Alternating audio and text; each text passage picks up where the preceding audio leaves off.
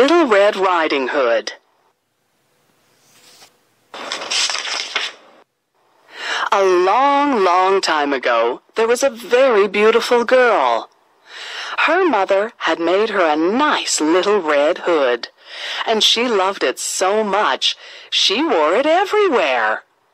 Because she always wore the little red hood, the whole town knew her as Little Red Riding Hood. One day, Little Red Riding Hood's mother asked her to take some cookies to her grandmother, who lived on the other side of the forest. She told her not to get distracted on her journey, since crossing the forest was very dangerous, given that the big bad wolf was always hanging around. So Little Red Riding Hood grabbed the basket of cookies and started off on her way.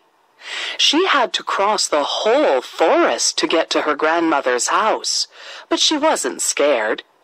In the forest, she always found lots of friends, like birds, squirrels, and deer. But all of a sudden, the big bad wolf was right next to her. "Where are you going, Little Red Riding Hood?" asked the big bad wolf in a hoarse voice. "To my grandmother's house," said Little Red Riding Hood. "Let's race. I'll let you take a shortcut, and I'll take the long route." Little Red Riding Hood didn't realize that the big bad wolf had tricked her by telling her to go on the longer path, while he really took the shortcut. So the big bad wolf arrived at Grandma's house first, and casually knocked on the door. Grandma, thinking it was Little Red Riding Hood, opened the door right away. She was shocked only to find the big bad wolf at her door.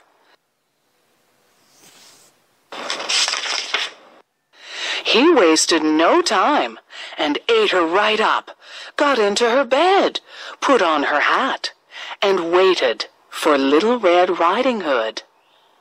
He didn't have to wait long, because Little Red Riding Hood arrived just minutes later, happy as a lark. Little Red Riding Hood entered the house and approached her grandma's bed. Noticing a slight difference in her grandma's appearance, she asked, "My grandma, what big eyes you have!" "All the better to see you with, my dear." "Geez, Grandma, what big ears you have!"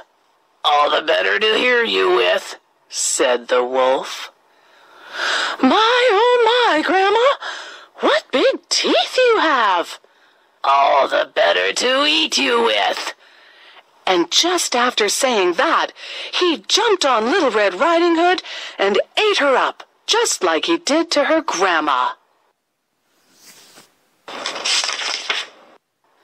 Meanwhile, a hunter who had seen the wolf enter Grandma's house decided to go and have a look around to make sure nothing bad was happening.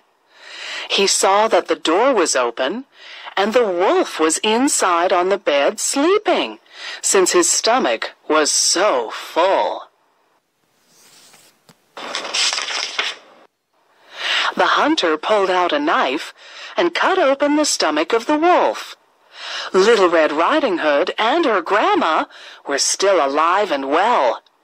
They jumped out of his stomach and thanked the hunter. To punish the wolf, the hunter filled his stomach with rocks and then sewed him shut. When the wolf woke up, he was very thirsty. He went to a pond to drink some water, and since the rocks weighed so much, he couldn't keep his balance.